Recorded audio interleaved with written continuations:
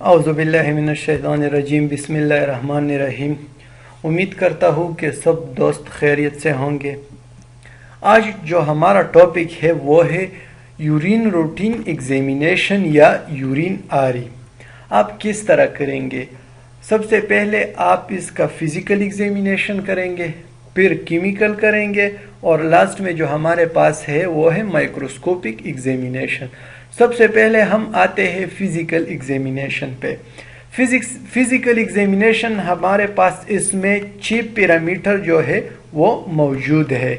हम एक एक पैरामीटर को पढ़ेंगे। ये टेबल में ये पैरामीटर्स है और ये इसके साथ साथ ये इस पैरामीटर का नॉर्मल रेंजेस है। सबसे पहले हम आते हैं वॉल्यूम पे। यूरिन का वॉल्यूम जो हमारे पास नॉर्मल है वो है 800 से लेकर 2000 ml पर डे।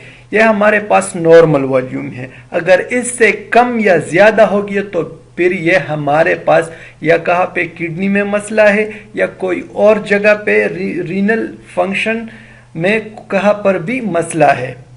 और इसके बाद हमारे पास जो सेकंड नंबर पर है वो है कलर। कलर हमारे पास नॉर्मल यूरिन का है पेल येलो। अपीयरेंस किस तरह नजर आता है, नमूदार किस तरह होता है यूरिन, बिल्कुल क्लियर। इसमें कोई ऐसा ज्यादा किसी चीज की मोर्बिडिटी ज्यादा नहीं होती, इसमें क्लियर नजर आता है। और ऑर्डर यानी इसका बू किस तरह है, या तो मिल्ड थोड़ा सा इसको महसूस कर सकते या इसका जो फीलिंग है वो ज्यादा नहीं होता, पता नहीं लगता इसका ज्यादातर। और इसके साथ साथ पीएच पे अगर आप आ जाए तो पीएच यूरिन का होगा 4.5 से लेकर 8.0 तक। ये हमारे पास यूरिन का फिजिकल एग्जामिनेशन में इसका पीएच है। और स्पेसिफिक ग्रेविटी, यूरिन का स्पेसिफिक ग्रेविटी जो हमारे पास है वो है 1.005 से लेकर 1.030 तक है। ये यूरिन का फिजिकल एग्जामिनेशन हो गया जिसमें 6 पैरामीटर हमारे पास मौजूद है। फिर हम आते हैं chemical examination of urine. Urine का केमिकल एग्जामिनेशन में कितने पैरामीटर है हमारे पास? 10 पैरामीटर है। ये हमारे पास पैरामीटर हो गया और इसके साथ साथ ये इसका नॉर्मल रिजल्ट या इसका जो वैल्यू है वो होगा। सबसे पहले जो हमारे पास है केमिकल एग्जामिनेशन में हम प्रोटीन को मेजर करेंगे। अगर प्रोटीन आपके साथ 150 मिलीग्राम पर डे आता है तो ये बिल्कुल हमारे पास नॉर्मल है। अगर इससे ज्यादा आ गया तो फिर ये हमारे पास जो है वो डिजीज कंडीशन है। और अगर आपके साथ प्रोटीन जो है 150 या इससे थोड़ा कम आ गया तो फिर ये हमारे पास रिजल्ट में या नील लिखेंगे और या आप नेगेटिव देंगे। और इसके बाद जो हमारे पास है यूरिन में केमिकल एग्जामिनेशन में शुगर है। शुगर हमारे पास नॉर्मल यूरिन में 130 मिलीग्राम पर डे है। अगर इससे ज्यादा आ गया तो फिर ये बंदा डायबिटिक भी हो सकता है, कोई और मसला भी हो सकता है। अगर 130 मिलीग्राम पर डे है तो ये हमारे पास नॉर्मल है। आप या तो नील लिखेंगे रिपोर्ट में या आप नेगेटिव देंगे। कीटोन बॉडीज भी हमारे पास या तो नहीं होगा और अगर यह मौजूद होता है तो ये हमारे पास लेस देन 0.6 मिलीमोल पर लीटर होगा। अगर इससे ज्यादा आ गया तो फिर ये हमारे पास डिजीज कंडीशन है और अगर इस 0.6 तक है तो फिर ये हमारे पास नील होगा या आप नेगेटिव देंगे रिजल्ट में। और ब्लड हमारे पास नॉर्मली बिल्कुल नहीं आता। कभी कभार हमारे पास जो माइक्रोस्कोपिक एग्जामिनेशन में अगर आप देख ले तो 1 आता है, 1 सेल आता है। अगर इससे ज्यादा आ गया तो फिर ये हमारे पास डिजीज कंडीशन हो सकता है। तो ब्लड भी आप रिपोर्ट में या नेगेटिव देंगे या नील देंगे। और इसके बाद हमारे पास है हीमोग्लोबिनूरिया। ये भी हमारे पास नॉर्मली यूरिन में मौजूद नहीं होता। अगर मौजूद होता है तो ये हमारे पास जो है वो है डिजीज कंडीशन। आप या रिजल्ट में नेगेटिव लिखेंगे या नील देंगे। और इसके बाद जो है वो है यूरोबिलिनोजिन। ये भी हमारे पास नॉर्मल यूरिन में मौजूद नहीं होता, या नील लिखेंगे या नेगेटिव। और इसके बाद हमारे पास जो आता है वो है नाइट्राइट्स। یہ بھی نارمل یورین میں بالکل موجود نہیں ہوتا. آپ نل دیں گے یا آپ اس کو نیگیٹیو رپورٹ میں دیں گے. بلروبین آلسو ہمارے پاس جو ہے وہ یورین میں نارمل یورین میں موجود نہیں ہوتا. اگر آ گیا تو پھر آپ کے ساتھ یہ ڈیزیز کنڈیشن ہو سکتا ہے. یا نیگیٹیو لکھیں گے یا آپ ریزلٹ میں نل لکھ سکتے ہیں. اور اس کے بعد جو ہمارے پاس سیکنڈ لاسٹ ہے وہ ہے بائل سالٹ اینڈ بائل پیگمنٹ. یہ ہمارے پاس نارمل یورین میں موجود نہیں ہوتا، لیکن اگر موجود ہوتا ہے یہ ساری چیزیں جتنے بھی ہم نے پڑھ لیے، اگر یہ موجود ہوتے تو پھر یہ ہمارے پاس ڈیزیز کنڈیشن ہو سکتا ہے. تو یہ بھی آپ نیگیٹیو یا نل رپورٹ میں دیں گے. اور لاسٹ میں جو ہمارے پاس ہے کیمیکل ایگزامینیشن میں جو لاسٹ نمبر پر ہے وہ ہے مایوگلوبین. یہ بھی نارملی یورین میں موجود نہیں ہوتا، تو آپ نیگیٹیو دیں گے رپورٹ میں یا نل لکھیں گے. اور پھر ہمارے پاس ہے مائکروسکوپک ایگزامینیشن آف یورین. ہم نے تھری پیرامیٹر 3 ایگزامینیشن ہم نے پڑھ لیے جو بڑے بڑے ہے یورین میں. اس میں پہلے جو ہمارے پاس تھا وہ تک فزیکل ہم نے وہ بھی پڑھ لیا، پھر کیمیکل پڑھ لیا، اب مائکروسکوپ ایگزامینیشن ہم پڑھتے ہیں. یہ ہمارے پاس پیرامیٹرز ہے اور یہ جو ہمارے پاس ہے نارمل ریزلٹ ہے. آپ کے پاس اگر پس سیل یا لیکوسائٹ یعنی WBC اگر آپ کے ساتھ ہائی پاور فیلڈ میں 1 سے لے کر 3 تک آ جائے تو یہ ہمارے پاس نارمل ہے. یہ بات ذہن میں یاد رکھ لے کہ اور اس طرح لیبارٹری ہے کہ 3 پس جب آتا ہے 3 یا 2 آتا ہے تو یہ ڈیزیز کنڈیشن دیتا ہے کہ یہ آپ کے پاس کہاں پہ ایب نارملٹی ہے. لیکن اگر آپ اس کا صحیح تھوڑا پرہیز کرے، ٹریٹمنٹ کے علاوہ تھوڑا پرہیز کرے تو یہ آپ کے ساتھ بالکل ختم ہو جاتا ہے. تو اس لیے اس میں کنفیوز نہ ہو کہ 1 سے لے کر 3 تک جب پس آ جاتے ہیں تو آپ کے ساتھ یہ ڈیزیز کنڈیشن ہو سکتا ہے. نہیں، یہ ہمارے پاس نارمل بھی آ سکتا ہے. اور اس کے بعد جو ہمارے پاس سیکنڈ نمبر پر ہے وہ ہے RBC یا ریڈ بلڈ سیل. یہ بھی ہمارے پاس 1 سے لے کر 2 تک آ سکتا ہے.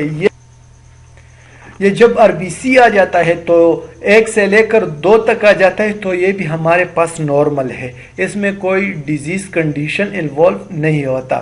اور پھر جو ہمارے پاس 3rd نمبر پر ہے وہ ہے ایپیتھیلیل سیل. یہ نارملی ہمارے پاس 2 سے لے کر 4 یا 5 تک بھی ہائی پاور فیلڈ میں آ سکتا ہے.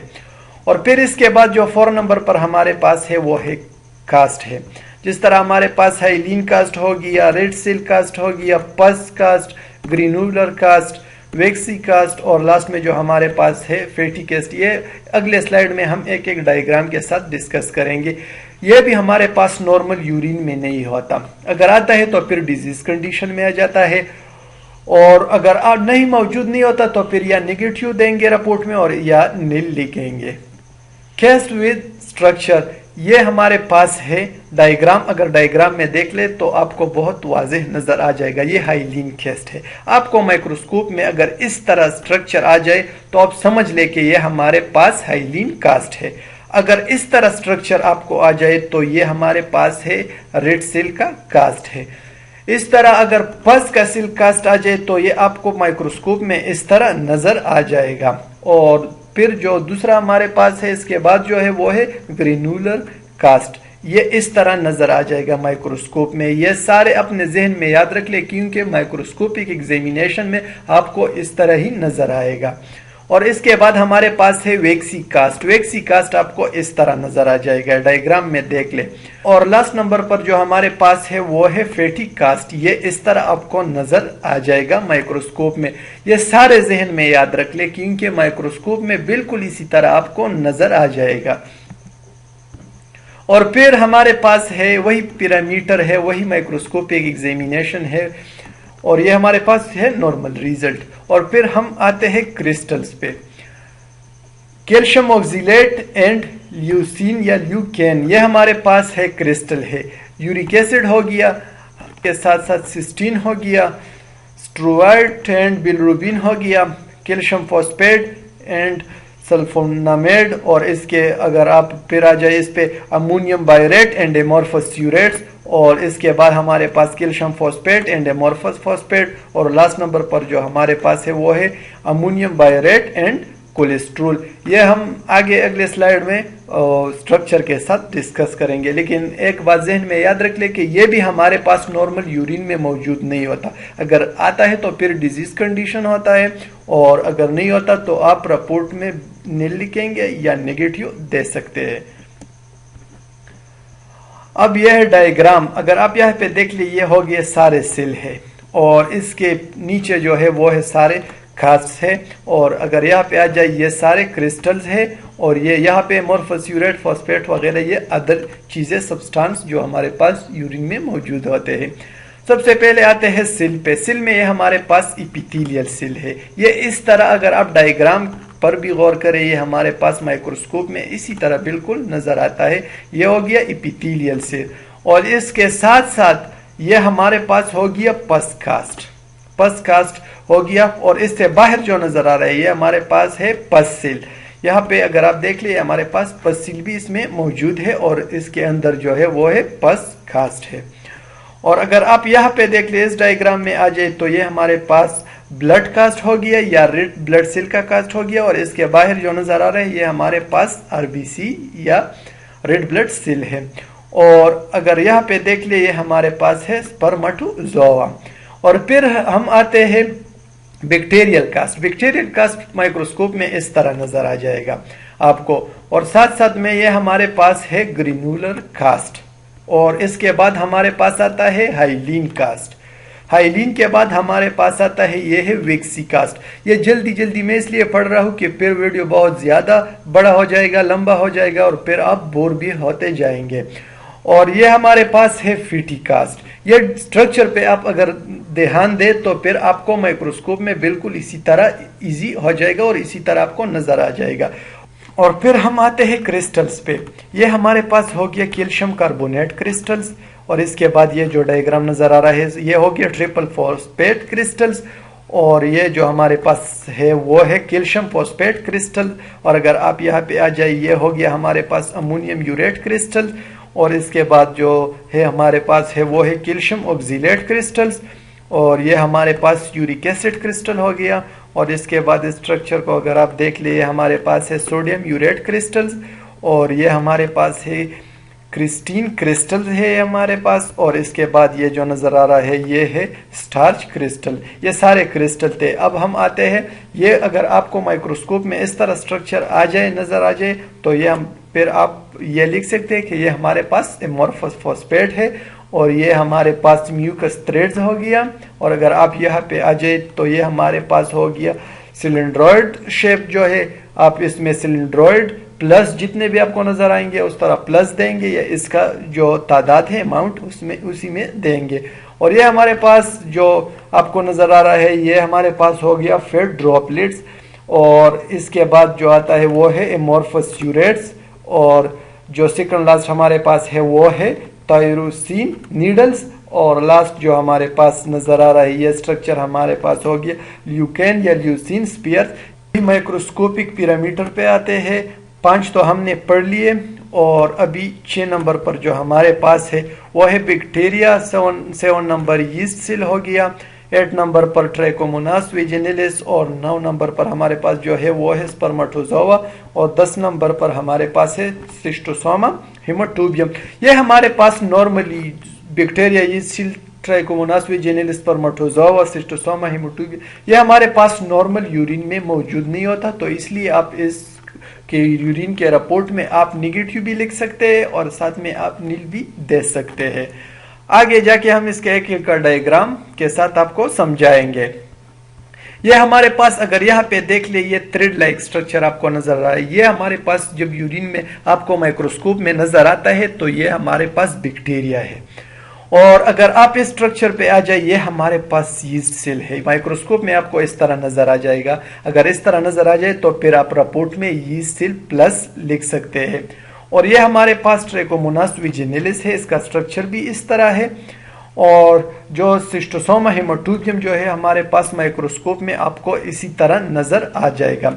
ये सारे जितने भी डायग्राम हमने पढ़ लिए आप ये जहन में याद रख ले, बैठा ले और इसको देखें, क्योंकि माइक्रोस्कोप में बिल्कुल इसी तरह आपको नजर आ जाएगा और फिर उसी हिसाब से आप रिपोर्ट में देंगे।